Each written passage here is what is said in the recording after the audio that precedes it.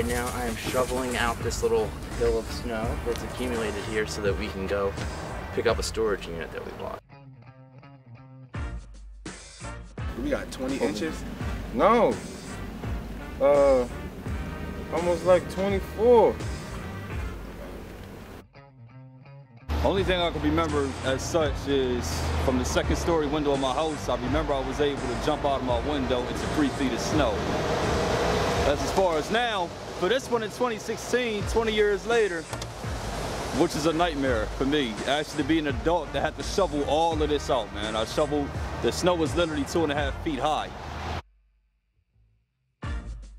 I was young, so I guess I didn't have to deal with the hassle of driving around or digging a car out.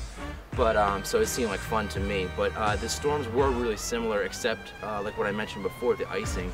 I think that was different in '96 because that really post-storm kind of really bound things up for a long time. I do remember that. You see clearly, the streets are cleared. In '96, those days later, they were not even touched yet because you had these backhoes. You couldn't do the plows.